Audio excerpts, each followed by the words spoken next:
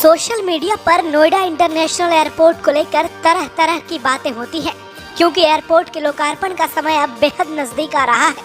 उससे पहले यमुना अथॉरिटी के सीईओ डॉक्टर अरुणवीर सिंह ने नोएडा इंटरनेशनल एयरपोर्ट यानी जेवर एयरपोर्ट से उड़ने वाली फ्लाइट्स को लेकर बड़ा खुलासा किया, क्योंकि ये कहा जा रहा था कि ये सिर्फ कार्गो एयरपोर्ट है, जिस पर डॉक्टर अरुणवीर सिंह ने बड़ी बात कही। और एक चरण पूरा हो गया। अब दूसरे चरण में 15 नवंबर से 15 दिसंबर तक प्रतिदिन जो एयरलाइंस हैं, जो अभी आकाशा और इंडिगो जिनके साथ हमारे एग्रीमेंट हुए हैं, एयर इंडिया के साथ भी एग्रीमेंट हो रहा है, साथ ही साथ एयरपोर्ट अथॉरिटी के अपने छोटे जहाज हैं, ये सब लगातार रोज उड़ान भरेंगे, रोज लैंडिंग करेंगे और लगातार 1 माह तक ये लैंडिंग की प्रक्रिया, टेस्टिंग की प्रक्रिया चलेगी और 1 महीने का डाटा फिर अपलोड किया जाएगा। और डीजीसीए की वेबसाइट पे बहुत ही वॉल्यूमिनस डाटा होता है, बड़ा डाटा हो। 1 महीने में जितनी फ्लाइट उतरी, जितनी टेक ऑफ की, उसके सारे डाटा अपलोड होते हैं। फिर डीजीसीए से एरोड्रोम लाइसेंसिंग मांगा जाता है कि एयरपोर्ट का लाइसेंस दिया जाए। ये हम 20 दिसंबर को सबमिट कर देंगे। 90 दिन के अंदर लाइसेंस आ जाता है। मोटा मोटी मानिए कि 20 मार्च के पहले ये लाइसेंस आ जाएगा या मैक्सिमम 20 मार्च तक आ जाएगा। यमुना अथॉरिटी के सीईओ डॉक्टर अरुणवीर सिंह ने फ्लाइट्स की शेड्यूलिंग और उसकी संख्या के बारे में भी जानकारी दी।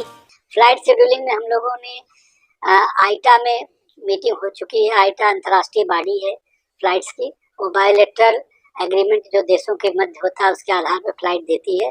तो 3 अंतर्राष्ट्रीय फ्लाइट्स के लिए हम लोगों ने अप्रूवल मांगा है। उसका अप्रूवल भारत सरकार से देना है, वो ऑलरेडी सबमिटेड है। उसके डिटेल्स सभी हम डाइवर्ज नहीं कर सकते क्योंकि वो एग्रीमेंट बेस्ड चीज़ें हैं।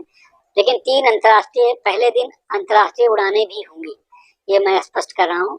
जहाँ तक डोमेस्टिक उड़ानों का सवाल है, लगभग 25 डोमेस्टिक फ्लाइट्स जो है लाइनअप है, जो कि अलग अलग एयरलाइंस चलाएंगी। साथ ही साथ कार्गो की भी फ्लाइट उसी दिन से शुरू करने का प्लान है।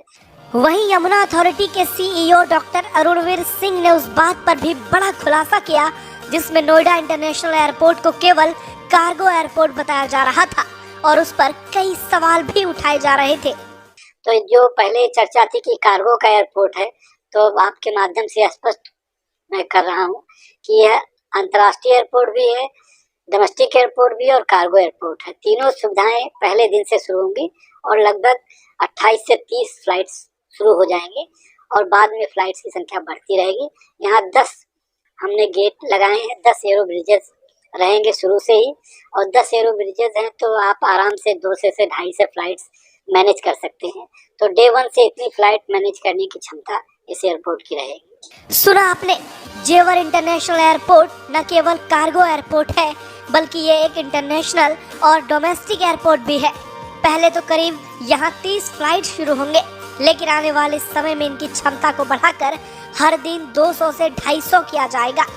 यानी जल्द ही नोएडा इंटरनेशनल एयरपोर्ट दुनिया का सबसे बेहतरीन एयरपोर्ट में से एक बनकर उभरेगा।